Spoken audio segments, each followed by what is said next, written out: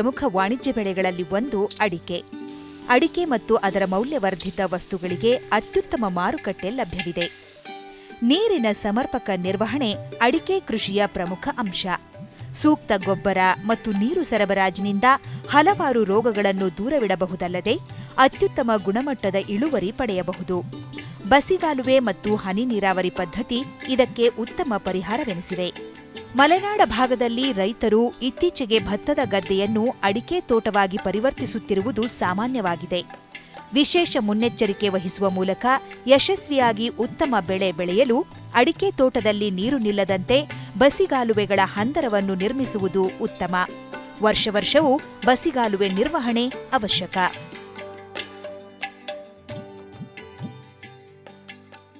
ನೀವೀಗ ನೋಡುತ್ತಿರುವುದು ಶಿವಮೊಗ್ಗದ ಕೃಷಿ ಮತ್ತು ತೋಟಗಾರಿಕೆ ವಿಶ್ವವಿದ್ಯಾನಿಲಯದಲ್ಲಿ ಬೆಳೆದಿರುವಂತಹ ಒಂದು ಅಡಿಕೆಯ ತೋಟ. ಈ ಅಡಿಕೆ ತೋಟವನ್ನು ನಾವು ಪ್ರಾರಂಭಿಸಿ ಸುಮಾರು 10-12 ವರ್ಷಗಳಾಗಿದೆ. ಈ ತೋಟವನ್ನು ನಾವು ಮಾಡಿದಂತಹ ಸ್ಥಳ ಮೊದಲು ಭತ್ತವನ್ನು ಬೆಳೆಯತಕ್ಕಂಥ ಗದ್ದೆಯ ಸ್ಥಳವಾಗಿತ್ತು. ನಮ್ಮ ಶಿವಮೊಗ್ಗ ಮತ್ತು ಸುತ್ತಮುತ್ತಲಿನ ಜಿಲ್ಲೆಗಳಲ್ಲಿ, ಮಲೆನಾಡು ಮತ್ತು ಕರಾವಳಿ ಜಿಲ್ಲೆಗಳಲ್ಲಿ ಈ ರೀತಿ ಭತ್ತದ ಗದ್ದೆಗಳನ್ನು ಅಡಿಕೆ ತೋಟಗಳನ್ನಾಗಿ ಪರಿವರ್ತನೆ ಮಾಡಿ ಅಡಿಕೆಯನ್ನು ಬೆಳೀತಾ ಇರತಕ್ಕಂಥದ್ದು ಒಂದು ಸಾಮಾನ್ಯ ಸಂಗತಿ. ಇಲ್ಲಿ ನಾವು ಕೆಲವು ವಿಶೇಷ ಮುನ್ನೆಚ್ಚರಿಕೆಗಳನ್ನು ವಹಿಸಬೇಕಾಗತ್ತೆ. ಆ ರೀತಿಯ ಮುನ್ನೆಚ್ಚರಿಕೆಗಳನ್ನು ನಾವಿಲ್ಲಿ ವಹಿಸಿದ್ದರಿಂದ ನಮಗೆ ಇಲ್ಲಿ ಒಂದು ಒಳ್ಳೆಯ ಅಡಿಕೆ ತೋಟವನ್ನು ಮಾಡಲಿಕ್ಕಾಗಿದೆ. ನೀವು ಬಹುಶಃ ಇಲ್ಲಿ ನೋಡ್ಬೋದು, ಪಕ್ಕದಲ್ಲಿ ಭತ್ತದ ಬೆಳೆ ಇದೆ. ಆ ಭತ್ತದ ಬೆಳೆಗೆ ಸದಾ ನೀರು ನಿಂತಿರೋದ್ರಿಂದ ಅಡಿಕೆ ತೋಟಕ್ಕೂ ಸಹ ನೀರು ಸದಾ ನಿಂತಿರುತ್ತೆ. ಆದರೆ ಈ ಒಂದು ಸಮಸ್ಯೆಯಿಂದ ಅಡಿಕೆ ತೋಟ ಮೇಲೆ ಬರೋದಿಲ್ಲ, ಚೆನ್ನಾಗಿ ಬೆಳವಣಿಗೆ ಆಗೋದಿಲ್ಲ. ಅದನ್ನು ನಾವು ತಪ್ಪಿಸಲಿಕ್ಕೆ ಮೊದಲನೇದಾಗಿ ಇದಕ್ಕೆ ಒಂದು ಸೂಕ್ತವಾದ ಬಸಿಗಾಲುವೆಯನ್ನು ಮಾಡಿಕೊಳ್ಬೇಕಾಗುತ್ತೆ. ಬಸಿಗಾಲುವೆ ಅಂತ ಹೇಳಿದರೆ ಕೇವಲ 1-2 ಕಾಲುವೆ ಅಲ್ಲ, ಅನೇಕ ಕಾಲುವೆಗಳ ಒಂದು ಜಾಲ. ಈ ಬಸಿಗಾಲುವೆಗಳನ್ನು 2 ಸಾಲಿನ ನಂತರ ಒಂದು ಬಸಿಗಾಲುವೆಯಂತೆ ತೆಗೆದಿದ್ದೇವೆ. ಈ ಬಸಿಗಾಲುವೆಯ ಆಳ ಸುಮಾರು 2ರಿಂದ 2.5 ಅಡಿ ಆಳ ಮತ್ತು ಸುಮಾರು 1.5ರಿಂದ 2 ಅಡಿ ಅಗಲ. ನಾವು ಪ್ರತಿ 2 ಸಾಲಿನ ನಂತರ ತೆಗೆದ ಒಂದು ಬಸಿಗಾಲುವೆಯನ್ನು, ಈ ರೀತಿ ಬಸಿಗಾಲುವೆಗಳನ್ನು ಇನ್ನೊಂದು ಮುಖ್ಯ ಬಸಿಗಾಲುವೆಗೆ ನಾವು ಜೋಡಣೆ ಮಾಡಿರ್ತೇವೆ. ಇದರಲ್ಲಿ ಬಸಿದಂಥ ನೀರು ಮುಖ್ಯ ಬಸಿಗಾಲುವೆಯಲ್ಲಿ ಸಂಗ್ರಹಗೊಂಡು ಅಲ್ಲಿಂದ ಹೊರಗಡೆ ಹರಿದು ಹೋಗುವಂತೆ ನಾವು ಮಾಡಿರ್ತೇವೆ. ಇದು ಈ ಕೇವಲ ಬಸಿಗಾಲುವೆಗಳನ್ನು ನಾವು ಒಮ್ಮೆ ತೆಗೆದು ಅದನ್ನು ಹಾಗೆ ಬಿಟ್ಟರೆ ಸಾಕಾಗೋದಿಲ್ಲ. ಪ್ರತಿ ವರ್ಷವೂ ಇವನ್ನು ನಾವು ನಿರ್ವಹಣೆ ಮಾಡಬೇಕಾಗತ್ತೆ. ಕ್ರಮೇಣ ಮಣ್ಣು ಕುಸಿದು ಬಸಿಗಾಲುವೆ ಮುಚ್ಚಿಕೊಳ್ತಾ ಇರುತ್ತೆ. ಇದನ್ನು ನಾವು ಪ್ರತಿ ವರ್ಷಕ್ಕೊಮ್ಮೆ ಆದರೂ ಅದನ್ನು ನಿರ್ವಹಣೆ ಮಾಡಿ ಆ ಮಣ್ಣನ್ನು ಹೊರ ತೆಗೆದು ಆ ಬಸಿಗಾಲುವೆಗಳನ್ನು ಉಳಿಸ್ಕೊಳ್ಬೇಕಾಗುತ್ತೆ. ಇದು ಬಹಳ ಮುಖ್ಯ. ಈಗ ನೋಡಿ, ಸಾಮಾನ್ಯವಾಗಿ ಅನೇಕ ಜನ ರೈತರು ಈ ಬಸಿಗಾಲುವೆಗಳನ್ನು ಮಾಡಲಿಕ್ಕೆ ಪ್ರಯತ್ನ ಪಡ್ತಾರೆ. ಆದರೆ ಕೇವಲ 1 ಅಡಿ ಆಳ ಅಥವಾ ಸಣ್ಣ ಬಸಿಗಾಲುವೆಗಳನ್ನು ಇಟ್ಕೊಂಡು ಬಸಿಗಾಲುವೆ ಮಾಡಿದ್ದೇವೆ ಅಂತ ಸಮಾಧಾನ ಪಟ್ಕೊಳ್ಳಿಕ್ಕೆ ಹೋಗ್ತಾರೆ. ಇದು ತಪ್ಪು. ಅಡಿಕೆ ಬೇರಿಗೆ ಸಾಕಷ್ಟು ಬೆಳವಣಿಗೆ ಅವಕಾಶ ಕೊಡಬೇಕು ಅಂತ ಹೇಳಿದರೆ ಕೊನೆ ಪಕ್ಷ 2 ಅಡಿ ಆಳದ ಬಸಿಗಾಲುವೆ ಇರಬೇಕಾಗತ್ತೆ. 2-2.5 ಅಡಿ ಅಥವಾ 3 ಅಡಿ ಇದ್ದರೂ ತಪ್ಪೇನಿಲ್ಲ. ಈ ರೀತಿ ನಾವು ಬಸಿಗಾಲುವೆಗಳನ್ನು ಮಾಡಿಕೊಂಡು ಒಂದು ಜಾಗದಿಂದ ಆ ಇಳಿಜಾರನ್ನು ನಾವು ನೋಡಿಕೊಂಡು ಈ ಒಂದು ನೀರು ಸರಾಗವಾಗಿ ಅದರಲ್ಲಿ ಹರಿದು ಹೋಗುವಂತೆ ಇಳಿಜಾರನ್ನು ಉಳಿಸ್ಕೊಂಡು ಬಸಿಗಾಲುವೆಗಳನ್ನು ಮಾಡಿಕೊಳ್ಬೇಕಾಗುತ್ತೆ. ಮತ್ತು ಈ ಬಸಿಗಾಲುವೆಗಳನ್ನು ನಾನಾಗಲೇ ಹೇಳಿದೆ, 2 ಸಾಲಿನ ನಂತರ 1 ಸಾಲಿಗೆ ಮಾಡ್ಕೊಳ್ಳೋದು ಬಹಳ ಒಳ್ಳೆಯದು ಅಂತ ಹೇಳ್ಬಿಟ್ಟು. ಕೆಲವರು ಇದನ್ನು 4-5 ಸಾಲಿನ ನಂತರವೂ ಮಾಡ್ಕೊಳ್ತಾರೆ. ಆದರೆ ಮಣ್ಣು ತುಂಬ ಮರಳು ಮಣ್ಣಿದ್ದರೆ ಪರವಾಗಿಲ್ಲ, 3-4 ಸಾಲು 4-5 ಸಾಲ ನಂತರ ಮಾಡ್ಕೊಳ್ಬೋದು. ಸ್ವಲ್ಪ ಜಿಗುಟು ಮಣ್ಣಿದ್ದರೆ ಪ್ರತಿ 2 ಸಾಲಿಗೊಂದು ಮಾಡಿಕೊಳ್ಳೋದು ಅನಿವಾರ್ಯ. ಸಾಮಾನ್ಯವಾಗಿ ಶಿವಮೊಗ್ಗ ಸುತ್ತಮುತ್ತ ಅಡಿಕೆಯಲ್ಲಿ ಹಿಡಿಮುಂಡಿಗೆ ರೋಗ ಕಾಣಿಸಿಕೊಳ್ಳುತ್ತದೆ. ಬೇರುಗಳಿಗೆ ನೀರು ನಿಂತು ಮಣ್ಣು ಒತ್ತಿದಾಗ ಸರಿಯಾದ ಪ್ರಮಾಣದಲ್ಲಿ ಬೆಳವಣಿಗೆಯಾಗದೆ ಹಿಡಿಮುಂಡಿಗೆ ರೋಗ ಬರುತ್ತದೆ. ಅಲ್ಲದೆ ಹಾಯಿ ನೀರು ಪದ್ಧತಿಯಲ್ಲಿ ನೀರು ಹರಿದು ಹೋಗುವುದರಿಂದ ಮಣ್ಣು ಹೆಪ್ಪುಗಟ್ಟಿ ಬೇರಿನ ಆಳಕ್ಕೆ ನೀರು ಹೋಗುವುದಿಲ್ಲ. ಹಾಗಾಗಿ ಇದಕ್ಕೆ ಹನಿ ನೀರಾವರಿ ಉತ್ತಮ ಉಪಾಯ ಎನ್ನುತ್ತಾರೆ ತಜ್ಞರು. ಈ ವಯಸ್ಸಿನ ತೋಟದಲ್ಲಿ ಶಿವಮೊಗ್ಗ ಸುತ್ತಮುತ್ತಲೂ ಹಿಡಿಮುಂಡಿಗೆ ಕಾಣಿಸಿಕೊಳ್ಳುವುದು ಅತಿ ಸಾಮಾನ್ಯ. ಇಲ್ಲಿ ನಮ್ಮ ತೋಟದಲ್ಲಿ ನೀವು ನೋಡಬಹುದು, ಹಿಡಿಮುಂಡಿಗೆ ಯಾವುದೇ ಒಂದು ಮರಕ್ಕೆ ಇನ್ನೂ ಬಂದಿಲ್ಲ. ತೋಟ ಚೆನ್ನಾಗಿದೆ. ಅಷ್ಟೇ ಅಲ್ಲ, ಇಳುವರಿಯೂ ತುಂಬ ಚೆನ್ನಾಗಿದೆ. ಪ್ರತಿಯೊಂದು ಮರದಲ್ಲೂ ಉತ್ತಮ ಗಾತ್ರದ 2, 3, 4 ಗೊನೆಗಳನ್ನು ನೀವು ನೋಡಬಹುದು. ಈ ಹಿಡಿಮುಂಡಿಗೆ ಬರಲಿಕ್ಕೆ ಕಾರಣ ಬೇರುಗಳಿಗೆ ಸಾಕಷ್ಟು ಬೆಳವಣಿಗೆ ಆಗಲಿಕ್ಕೆ ಅವಕಾಶ ಇಲ್ಲದೆ ಇರೋದು. ಇದಕ್ಕೆ ಕಾರಣ ಒಂದು ನೀರು ನಿಲ್ಲೋದ್ರಿಂದ ಬೇರಿನ ಬೆಳವಣಿಗೆಗೆ ಹಾನಿಯಾಗುತ್ತೆ. ಎರಡನೇದು ಮಣ್ಣು ಒಂದು ಒತ್ತಡಕ್ಕೆ ಸಿಲುಕಿದಾಗ, ಮಣ್ಣು ಒತ್ತಿದಾಗ ಬೇರು ಅದರಲ್ಲಿ ಒಳಗಡೆ ಹರಿದು ಹೋಗಲಿಕ್ಕೆ ಅವಕಾಶ ಇಲ್ಲದೆ ಅದು ಬೇರಿಗೆ ತೊಂದರೆಯಾಗಿ, ಬೇರಿನ ಬೆಳವಣಿಗೆಗೆ ತೊಂದರೆಯಾಗಿ ಹಿಡಿಮುಂಡಿಗೆ ಬರುತ್ತೆ. ಈ ಎರಡು ಅಂಶಗಳನ್ನು ನಾವು ತಪ್ಪಿಸ್ಲಿಕ್ಕೆ ಇಲ್ಲಿ ಬಸಿಗಾಲುವೆ ಜೊತೆಯಲ್ಲಿ ಇನ್ನೊಂದು ಮುಖ್ಯವಾದ ಒಂದು ತಂತ್ರಜ್ಞಾನವನ್ನು ಅಳವಡಿಸ್ಕೊಂಡಿದ್ದೇವೆ. ಅದಂದರೆ ಹನಿ ನೀರಾವರಿ. ಈ ಹನಿ ನೀರಾವರಿಯಲ್ಲಿ ನಾವು ಗಿಡಕ್ಕೆ ದಿನನಿತ್ಯ ಯಾವ ಪ್ರಮಾಣದಲ್ಲಿ ಬೇಕು ಅಷ್ಟೇ ಪ್ರಮಾಣದಲ್ಲಿ ನೀರನ್ನು ಕೊಡ್ತೇವೆ. ಅದರ ಬದಲಿಗೆ ಸಾಮಾನ್ಯವಾಗಿ ರೈತರು ಮಾಡ್ತಾ ಇರ್ತಕ್ಕಂಥ ಈ ನೀರು ಹಾಯಿಸಿದಾಗ 15 ದಿನಕ್ಕೊಮ್ಮೆ, 10 ದಿನಕ್ಕೊಮ್ಮೆ, 15 ದಿನಕ್ಕೊಮ್ಮೆ, 20 ತಿಂಗಳಿಗೊಮ್ಮೆ ವಿಪರೀತವಾಗಿ ನೀರನ್ನು ತುಂಬಿಸ್ತಾರೆ, ನೀರನ್ನು ಹಾಯಿಸ್ತಾರೆ, ನೀರನ್ನು ಹರಿಸಿದಾಗ ಈ ಒಂದು ರೀತಿಯ ದಪ್ಪನೆಯ ಮಣ್ಣು ಸಹ ಕೂತ್ಕೊಳ್ಳುತ್ತೆ, ಮತ್ತು ಮಣ್ಣು ಹೆಪ್ಪಾಗುತ್ತೆ ಮತ್ತು ನೀರು ಹೆಚ್ಚಾಗುತ್ತೆ. ಅವಶ್ಯಕತೆಗಿಂತಲೂ ತುಂಬ ಹೆಚ್ಚಾದ ನೀರನ್ನು ಅಲ್ಲಿ ನಾವು ಕೊಟ್ಟಂಗಾಗುತ್ತೆ. ಆದ್ದರಿಂದ ಆ ಒಂದು ಬೇರಿಗೆ ನೀರಿನಲ್ಲಿ ಮುಳುಗಿರುತ್ತೆ ಬೇರುಗಳು. ಆ ಸಮಸ್ಯೆಯಿಂದ ತೊಂದರೆ ಆಗುತ್ತೆ. ಈ ತೊಂದರೆಯನ್ನು ನಾವು ಪರಿಹರಿಸಲಿಕ್ಕೆ ಹನಿ ನೀರಾವರಿಯನ್ನು ನಾವಿಲ್ಲಿ ಅಳವಡಿಸ್ಕೊಂಡಿದ್ದೇವೆ. ಈ ಹನಿ ನೀರಾವರಿಯನ್ನು ಅಳವಡಿಸ್ಕೊಂಡಿರೋದ್ರಿಂದ ಹನಿ ನೀರಾವರಿಯಲ್ಲಿ ಹನಿಯಾಗಿ ನೀರು ಬರುತ್ತೆ. ಇಲ್ಲಿ ನೀರು ಒಂದು ಹನಿಯಾಗಿ ಬೀಳೋದ್ರಿಂದ ಮಣ್ಣಿನ ಮೇಲೆ ಯಾವುದೇ ರೀತಿಯ ಒಂದು ಒತ್ತಡ ಇರೋದಿಲ್ಲ, ಮಣ್ಣು ಅರಳುತ್ತೆ, ಮೃದುವಾಗುತ್ತೆ. ಆದ್ದರಿಂದ ಈ ಹನಿ ನೀರಾವರಿ ಅಡಿಕೆ ತೋಟಗಳಿಗೆ ಬಹಳ ಅನುಕೂಲ. ಇದರ ಅರ್ಥ ಹನಿ ನೀರಾವರಿಯಲ್ಲಿ ಅತಿ ಕಡಿಮೆ ನೀರಿನ ಲಭ್ಯತೆಯಲ್ಲಿಯೂ ಸಹ ನಾವು ಒಂದು ಉತ್ತಮ ಬೆಳೆಯನ್ನು ತೆಗೆಯಬಹುದು, ಬೆಳೆಯನ್ನು ಮಾಡಬಹುದು, ಅಡಿಕೆ ತೋಟವನ್ನು ಮಾಡಬಹುದು ಅನ್ನೋದು ಸಾಧ್ಯತೆ ಇದೆ. ಅಡಿಕೆ ಬೆಳೆಗೆ ಸಾಮಾನ್ಯವಾಗಿ ಒಂದು ದಿನಕ್ಕೆ ಒಂದು ಮರಕ್ಕೆ, ಬೆಳೆದಿರ್ತಕ್ಕಂಥ ಮರಕ್ಕೆ 8 ರಿಂದ 12 ಲೀಟರ್ ನೀರು ಸಾಕಾಗುತ್ತೆ. ಅದೇನೇ ನಾವು ಹಾಯಿಸಿ ನೀರಾವರಿಯನ್ನು ಮಾಡಿದಾಗ ಸುಮಾರು ನಾವು ಇದರ 4 ಪಟ್ಟು ಪ್ರಮಾಣ, 5 ಪಟ್ಟು ಪ್ರಮಾಣ ಪ್ರತಿಯೊಂದು ಗಿಡಕ್ಕೆ ನಾವು ಕೊಡ್ತಾ ಇರ್ತೇವೆ.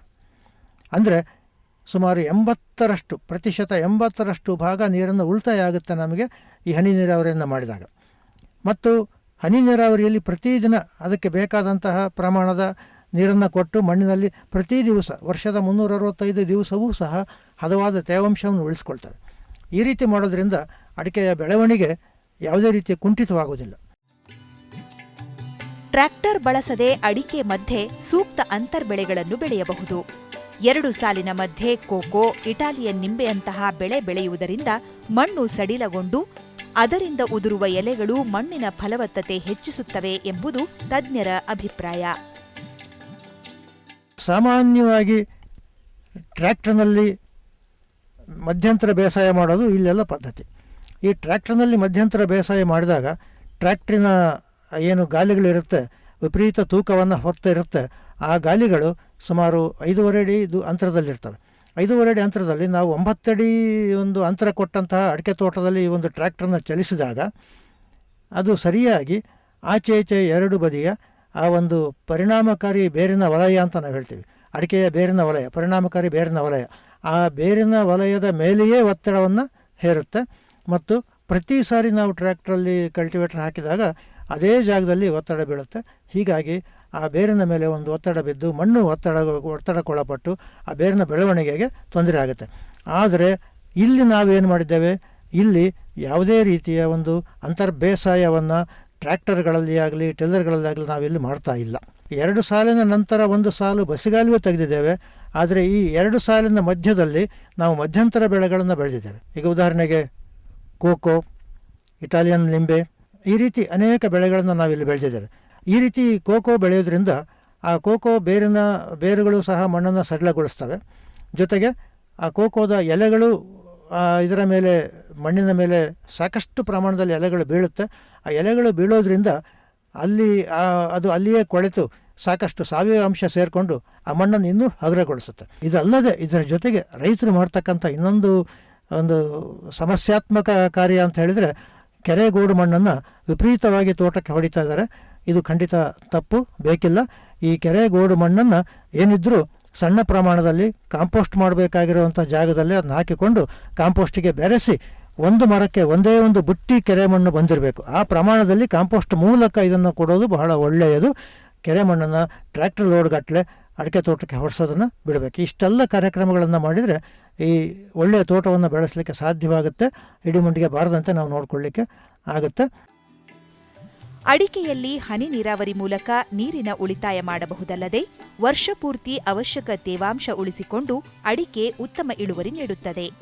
ಮಲೆನಾಡ ಅಡಿಕೆ ಬೆಳೆಗಾರರು ಶಿಫಾರಿತ ಪ್ರಮಾಣದ ಬಸಿಗಾಲುವೆ ನಿರ್ಮಿಸಿ ಅದರ ಸೂಕ್ತ ನಿರ್ವಹಣೆ ಕೈಗೊಂಡು ಬೇರಿನ ಬೆಳವಣಿಗೆಗೆ ಸಾಕಷ್ಟು ಅವಕಾಶ ನೀಡಬೇಕು. ಅಲ್ಲದೆ ಹನಿ ನೀರಾವರಿ ಮೂಲಕ ನೀರಿನ ಉಳಿತಾಯ ಮಾಡಿ ಅಂತರ್ ಬೆಳೆಗಳನ್ನು ಬೆಳೆದು ಹೆಚ್ಚಿನ ಆದಾಯ ಗಳಿಸಬಹುದು.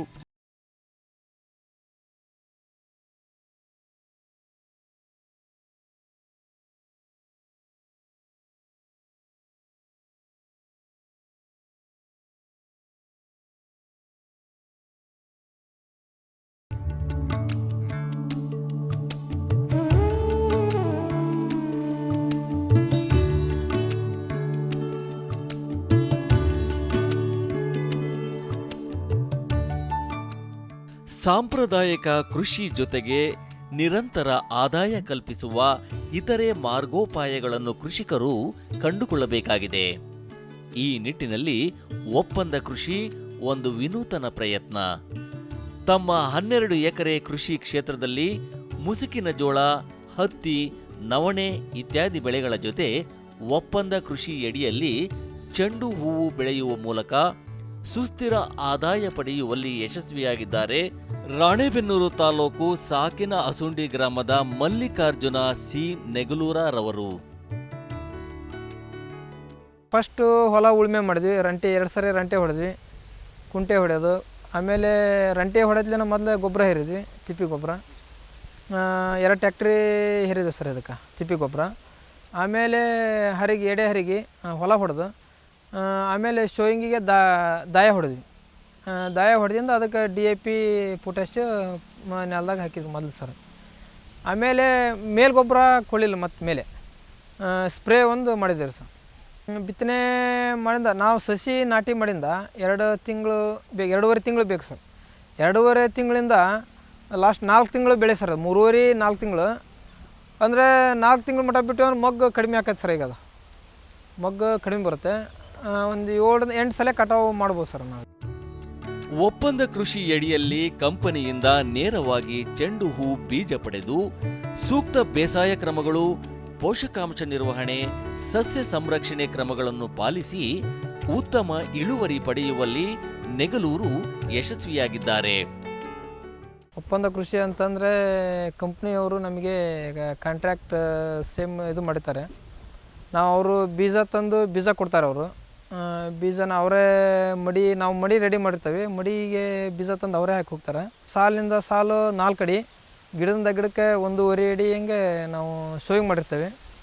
2.5 ತಿಂಗಳಿಗೆ ಹೂ ಕಟಾವು ಬರ್ತದೆ.